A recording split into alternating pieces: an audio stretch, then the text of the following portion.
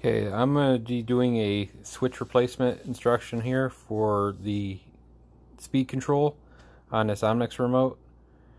The only reason I'm doing this is because I ran into problems doing this.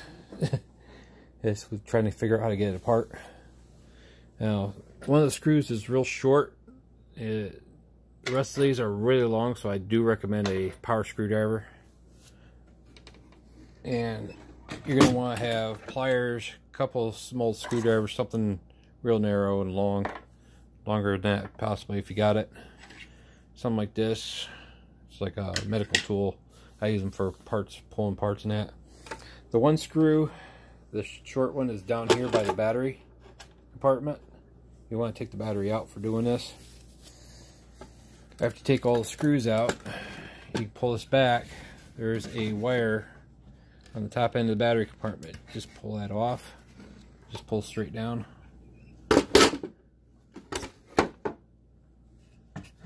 And top here, this was RTV'd down, which is what got me here, causing me most of the trouble. Little cap. You take that off.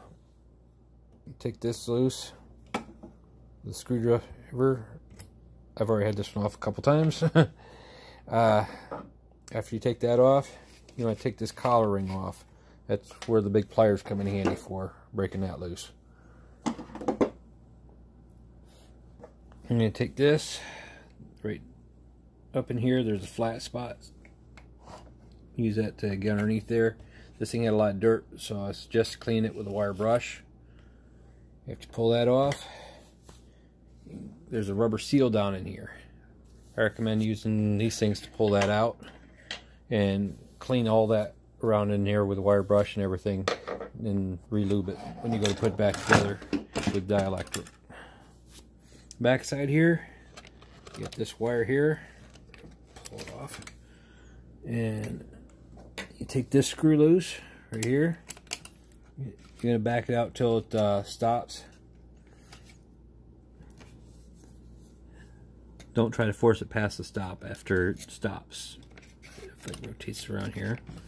I already have all this loose to make this easier. On the other side here, there's this little clip. You have to get this screwdriver in there and use that to pull that out, and then pull this to disconnect it from the base there. There's an aluminum base that it connects onto. Can't do this one-handed. Yeah. So yeah, pulls off this right there. Now, when you go put this back together, these two flat edges right here line up with this screw here. When you go put it back together, it just snaps on there. Now, to get that switch out of there, there's a nut down in there, you can see it. I put the dielectric all down through this thing to help seal it from water so this won't go bad again. But yeah, to put this back together, put this up here. Just take that, face the screw it towards this other place right there. Just snaps in. You tighten that screw down, put the wires back on, put it all back together. Do your adjustments for where everything lines up.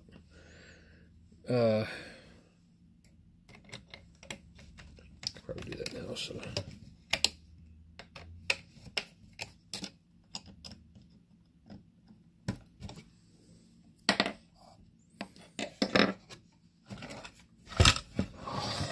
let's see. That's where these came in handy for this right here. That rubber seal didn't stay in there. You have to go down that long hole.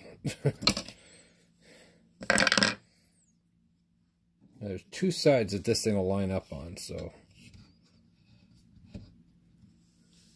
because it'll flip 180 as well. But I put dielectric on the threads and everything, put it down in the tracks, everything, trying to seal this up so it don't have water issues again. Which is why I think it failed. I'll have to get my hot glue gun or some RTV to put that center cap back in. Doesn't take a lot. Just tighten it down. Supposed to be.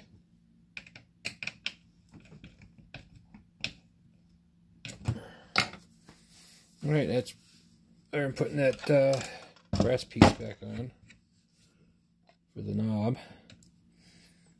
Now, I'm going to take this all the way apart because, just to show you, because it can be a pain too. Alright. Now when you put this back on, you just want to start it on top of there. You don't want to push it all the way on because the nut has to come out through the top there in order to catch this thing. Once you get it started, you can push it down the rest of the way.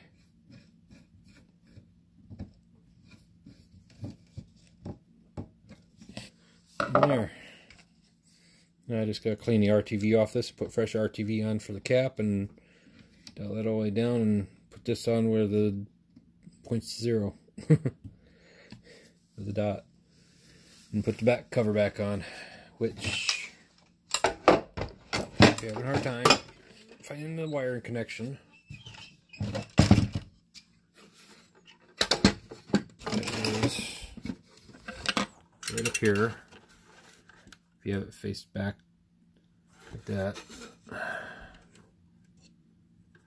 there's a tooth right there that faces towards a little raised wall right here. If you can see the raised back on there, the little double tooth there faces towards that, so you can't really screw it up that way.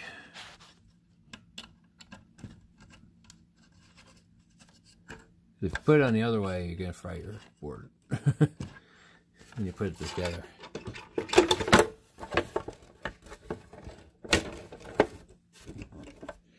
Other than that, just got to put the screws back in. Alright.